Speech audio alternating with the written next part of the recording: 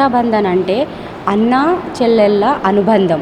అన్నా చెల్లెళ్ళ అనుబంధం గురించి చెప్పేదే రక్షాబంధన్. అన్నయ్యకు చెల్లి రాఖీ కడుతుంది, చెల్లెలికి అన్నయ్య రక్షగా ఉంటాడు. అన్నయ్యకు చెల్లి రాఖీ ఎందుకు కడుతుందంటే అన్నయ్య శ్రేయస్సును కోరి నీవు ఎల్లకాలం సుఖ సంతోషాలతో ఉండాలని దీవిస్తూ అన్నయ్యకు చెల్లి రాఖీ కడుతుంది.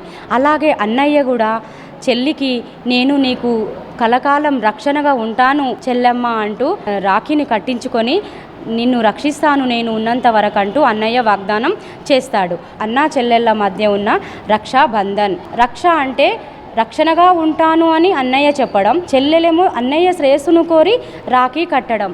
ఇది అన్నా చెల్లెళ్ళ మధ్య ఉన్న రక్షాబంధం యొక్క సంబంధం. అలెగ్జాండర్ని ఒక రాజు యుద్ధంలో ఓడిస్తుంటే అతని భార్య అతన్ని వేడుకుంటుంది, అన్నయ్య నువ్వు నా భర్తని విజయుణ్ణి చేయు, నేను నీకు రాఖీ కట్టి అన్నయ్యగా భావిస్తున్నాను కాబట్టే నువ్వు నా భర్త అయినటువంటి అలెగ్జాండర్ని నీవు విజయోచ్చునిగా పంపించు మా ఇంటికి, నేను నిన్ను అన్నగా భావించి నేను నీకు రాఖీ కడతాను అని వాళ్ళ భార్య చెప్పడంతో అతను అలెగ్జాండర్ని ఓడించకుండా విజయుణ్ణి చేసి ఇంటికి పంపిస్తాడు. దానికి చిహ్నంగా అలెగ్జాండర్ సతీమణి అతనికి రాఖీ కట్టి అన్నయ్యగా భావించి అప్పటి నుంచి మనకి రాఖీ పండగ రక్షాబంధన్ అనే పేరు అలా వంశపారంపర్యంగా వస్తూ ఉంది. Hi everybody, this is Kiriti Damaraju.